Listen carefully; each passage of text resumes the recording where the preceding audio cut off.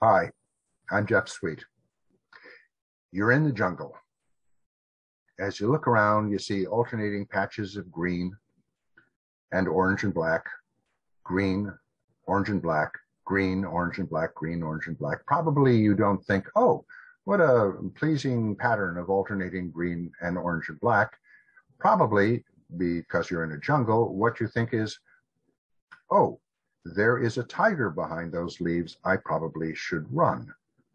You don't have to see the complete tiger in order to run. Our brains are hardwired for survival, for us to complete incomplete images in our mind so that we will run when we perceive a reasonable threat of danger, like orange and black behind some green leaves.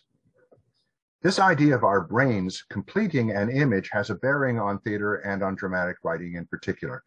Some people believe that the best way to get an idea across to the audience is to state that idea directly, fervently, and boldly, garnished with soaring language, and I mostly think that this is wrong. I remember a high school English teacher when we were reading plays saying something like, usually in a play, there is a paragraph in which the author articulates why they wrote the play. She may have had a point about some cases, but I have come to believe that if there is such a paragraph in a play, it is usually the worst paragraph in the play because it's usually the paragraph where you hear the author using a character as a hand puppet to articulate what's on their mind. I'm a great believer in just showing some orange and black and letting the audience figure out there's a tiger there. I find it useful to think about syllogisms. Maybe you remember if you took logic.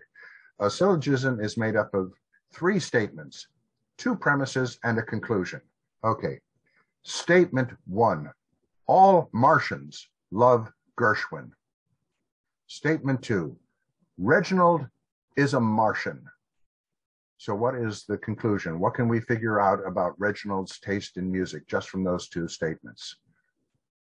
The point is to put the premises on the stage and leave the conclusions to the audience so that the audience arrive at these conclusions through participating in your material. I mean, similar in math. If I put 2 + 3 = 5 on a blackboard, you're going to say, yeah, that's true. But you're not going to be engaged in that. If, on the other hand, I put 3 + x = 7, whether you want to or not, you are going to fill in that x. You just did. You cannot be passive. There's something that makes you fill in that x. I'm a great believer that we are at our best as playwrights when what we write doesn't state what's on our mind, but rather implies it in dramatic action.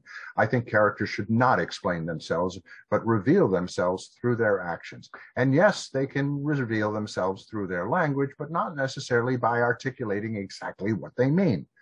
Because for the most part, we don't go marching around articulating exactly what we mean. For the most part, we go about dealing with immediate issues, matters at hand. And the people that we deal with over a period of time, they're going to figure out what is important to us. If you want to get the audience involved, instead of saying what you want them to understand, give them the behavior and evidence so that they can come to their own conclusions. Anytime you state a conclusion on the stage, you're making the audience passive. Years ago, I was hired to write the TV movie adaptation of Hugh Whitmore's play, Pack of Lies. Whitmore, for some reason, had gotten into a fight with the director, Anthony Page, and he quit. Anthony saw something of mine that he liked off Broadway, and he hired me to do the rewrite. He flew me to London, and it was great. I got to work with Ellen Burstyn and Alan Bates, and I got to work at Pinewood Studios. No, I didn't see James Bond, but I guess I was on the wrong set. Anyway, there was one speech that I wrote for one of the characters. It was an important speech about how this character felt betrayed. And I wrote the speech purposefully, not using the word betrayed or betrayal or any form of that word. I wanted the audience to figure out for themselves that the character felt betrayed. Unfortunately, we had an actor who made the discovery of, oh, this character feels betrayed. And that actor had enough power to force into the script a line using the word betrayed, and thereby, I think, pretty much destroyed the speech that I wrote. So yes, this is a key idea of technique. If you want to get something across to the audience, you don't say it outright. You should create the circumstances under which the audience has a fair chance to figure it out for themselves. This will get them involved as participants. And in my next video, I'll give you some examples about how this is done.